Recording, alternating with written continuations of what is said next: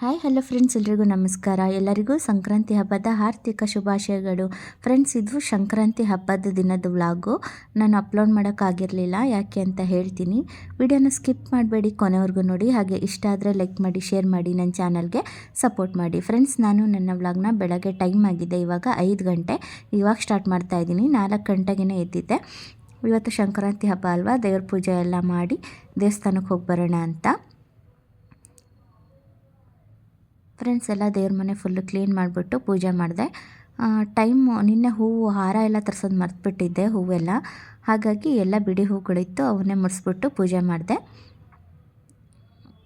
ನೋಡಿ, ಟೈಮ್ ಕೂಡ ಇರಲಿಲ್ಲ ಹೂವು ಕಟ್ಟೋದಕ್ಕೆ, ಅದಕ್ಕೋಸ್ಕರ ಹಾಗೆ ಬಿಡಿ ಹೂಗಳನ್ನೆಲ್ಲ ಮುಡಿಸಿ ಪೂಜೆ ಮಾಡಿದೆ. ಇವಾಗ ದೇವಸ್ಥಾನಕ್ಕೆ ಹೊರಟಿದ್ದೀನಿ. ನಮ್ಮೂರಲ್ಲಿ ತುಂಬ ಚೆನ್ನಾಗಿ ಮಾಡ್ತಾರೆ ಫ್ರೆಂಡ್ಸ್ ಸಂಕ್ರಾಂತಿ. ಎಲ್ಲ ದೇವಸ್ಥಾನದಲ್ಲೂ ತುಂಬ ಚೆನ್ನಾಗಿ ಪೂಜೆ ಎಲ್ಲ ಮಾಡ್ತಾರೆ. ಹಾಗೆ ಆಂಜನೇಯ ಸ್ವಾಮಿ ದೇವಸ್ಥಾನದಲ್ಲಿ ಚೆನ್ನಾಗಿ ರೆಡಿ ಮಾಡಿರ್ತಾರೆ, ತೋರಿಸ್ತೀನಿ ನಿಮಗೆ. ಮೊದಲು ನಾವು ಬಂದಿದ್ದು ಬನಶಂಕರಿ ಅಮ್ಮನವ್ರ ದೇವಸ್ಥಾನಕ್ಕೆ. ಇಲ್ಲೂ ಕೂಡ ತುಂಬ ಚೆನ್ನಾಗಿ ಪೂಜೆ ಮಾಡಿದರು. ಅಲ್ಲಿಂದ ನಾವು ದರ್ಶನ ಮುಗಿಸ್ಕೊಂಡು ಆಂಜನೇಯ ಸ್ವಾಮಿ ದೇವಸ್ಥಾನಕ್ಕೆ ಬಂದ್ವಿ. ನೋಡಿ ಯಾವ ರೀತಿಯಾಗಿ ಮಾಡಿದ್ದಾರೆ ಅಂತ.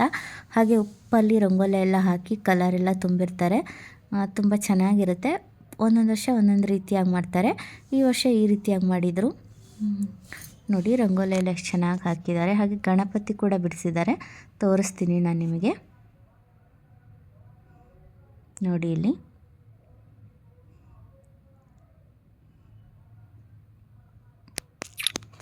ಉಪ್ಪಲ್ಲಿ ರಂಗೋಲಿ ಹಾಕ್ತಾರೆ ಫ್ರೆಂಡ್ಸ್. ಅದ್ರ ಮೇಲೆ ಕಲರ್ ತುಂಬಿಸ್ತಾರೆ. ಹಾಗೆ ಕಬ್ಬು ಬರೆದಿದ್ರು ನೋಡಿ ಫ್ರೆಂಡ್ಸ್. ನೋಡಿ, ಈ ರೀತಿಯಾಗಿ ಮಾಡಿದರು. ಹೀಗೆ ಒಂದು ರೌಂಡ್ ಫುಲ್ಲು ತೋರಿಸ್ತೀನಿ ನಿಮಗೆ. ಮೊದಲು ಇಲ್ಲಿ ಗಣಪತಿಗೆ ನಮಸ್ಕಾರ ಮಾಡಿಕೊಂಡು ಆಮೇಲೆ ಒಳಗಡೆ ಹೋಗೋಣ ಅಂತ. ಗಣಪತಿ ದೇವಸ್ಥಾನ ಬಾಗಿಲಾಕಿತ್ತು. ಇದು ಶಿವ ನೋಡಿ ಫ್ರೆಂಡ್ಸ್, ಎಷ್ಟು ಚೆನ್ನಾಗಿ ಬರೆದಿದ್ದಾರೆ ಅಂತ.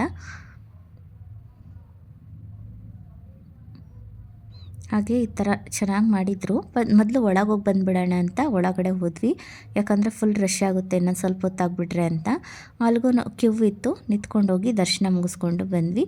ಪೂಜೆ ಅಂತೂ ತುಂಬ ಚೆನ್ನಾಗಿ ಮಾಡಿದರು. ಅಲ್ಲಿ ತುಂಬ ರಶ್ ಇದ್ದಿದ್ದರಿಂದ ಹತ್ತಿರದಿಂದ ವೀಡಿಯೋ ಮಾಡ್ಕೊಳ್ಳಲಿಲ್ಲ, ಇಲ್ಲ ದೂರದಿಂದ ವೀಡಿಯೋ ಮಾಡಿಕೊಂಡೆ. ಕಾಣ್ತಿದೆ ಆಂಜನೇಯ ಸ್ವಾಮಿ ನೋಡಿ. ದರ್ಶನ ಮಾಡಿಕೊಂಡು ಅಲ್ಲೇ ಮೇಲ್ಗಡೆ ಹೋದ್ವಿ. ವೀರಭದ್ರೇಶ್ವರ ಸ್ವಾಮಿ ದೇವಸ್ಥಾನ ಇದೆ, ಅಲ್ಲೂ ಕೂಡ ತುಂಬ ಚೆನ್ನಾಗಿ ಮಾಡಿದರು. ಹಾಗೆ ಅಲ್ಲಿ ಮೈಲಾಲಿಂಗಪ್ಪನ ದೇವಸ್ಥಾನ ಕೂಡ ಇದೆ, ಅದು ಬಾಗಿಲು ಹಾಕಿದ್ರು ಪೂಜೆ ಎಲ್ಲ ಮಾಡಿಬಿಟ್ಟು. ಅಲ್ಲೂ ಕೂಡ ನಮಸ್ಕಾರ ಮಾಡಿಕೊಂಡು ಇವಾಗ ಒಂದು ರೌಂಡ್ ಪ್ರದಕ್ಷಿಣೆ ಹಾಕೋಣ. ಹಾಗೆ ವಿಡಿಯೋ ಮಾಡ್ಕೊಳ್ಳೋದಕ್ಕಂತಲೇ ನಾನು ಮೊದಲು ಒಳಗಡೆ ಹೋಗಿ ಬಂದುಬಿಟ್ಟೆ, ಆಮೇಲೆ ಫುಲ್ ರಶ್ ಆಗುತ್ತೆ ಅಂತ. ನೋಡಿ ಎಷ್ಟು ಚೆನ್ನಾಗಿ ಮಾಡಿದ್ದಾರೆ ಅಂತ. ದೇವಸ್ಥಾನ ಫುಲ್ಲು ಸುತ್ತಲೂ ಈ ರೀತಿಯಾಗಿ ಮಾಡಿದ್ದಾರೆ. ಇವಾಗ ಸ್ವಲ್ಪ ಜನ ಕಮ್ಮಿ ಇದ್ದರು, ಅದಕ್ಕೋಸ್ಕರ ಬೇಗ ವಿಡಿಯೋ ಮಾಡ್ಕೊಂಬಿಡೋಣ ಅಂತ ಸ್ವಲ್ಪ ವಿಡಿಯೋನ ಮಾಡ್ಕೊಂಡಿದ್ದೀನಿ. ಈ ಥರ ಆಂಜನೇಯ ಸ್ವಾಮಿದು ಹಾಗೆ ವಿಘ್ನೇಶ್ವರ ಸ್ವಾಮಿದು ಆ ಥರ ಪೋಸ್ಟ್ಗಳೆಲ್ಲ ಹಾಕಿದರು.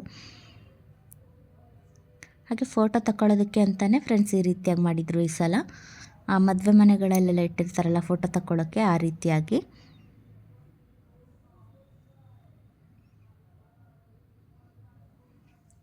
ದರ್ಶನ ಕೂಡ ಚೆನ್ನಾಗಾಯಿತು ಎಲ್ಲ ದೇವಸ್ಥಾನದಲ್ಲೂ. ನೋಡಿ, ಫ್ಲವರಿಂದ ಎಲ್ಲ ಮಾಡಿದರು ಡೆಕೋರೇಷನ್ನು, ತುಂಬ ಚೆನ್ನಾಗಿತ್ತು. ಅದಾದಮೇಲೆ ಈ ಕಡೆ ಸೈಡಲ್ಲಿ ಪ್ರಸಾದ ಕೊಡ್ತಿದ್ರು ಫ್ರೆಂಡ್ಸ್. ಪ್ರತಿ ವರ್ಷ ಸಂಕ್ರಾಂತಿ ಹಬ್ಬದ ಟೈಮಲ್ಲಿ ನಮ್ಮೂರಲ್ಲಿ ಪ್ರಸಾದ ಕೊಡ್ತಾರೆ, ಪೊಂಗಲ್ಲು, ಪುಳಿಯೋಗರೆ ಎಲ್ಲ. ಆಂಜನೇಯ ಸ್ವಾಮಿ ದೇವಸ್ಥಾನದಲ್ಲಿ, ಬನಶಂಕರಿ ದೇವಸ್ಥಾನದಲ್ಲಿ, ಮೇಲ್ಗಡೆ ವೀರಭದ್ರ ಸ್ವಾಮಿ ದೇವಸ್ಥಾನ ಇದೆ, ಅಲ್ಲೂ ಕೂಡ ಕೊಡ್ತಾರೆ. ರಾಮ ದೇವಸ್ಥಾನ ಕೂಡ ಕೊಡ್ತಾರೆ. ಹೊರಗಡೆ ನೋಡಿ ಈ ರೀತಿಯಾಗಿ ಮಾಡಿದರು.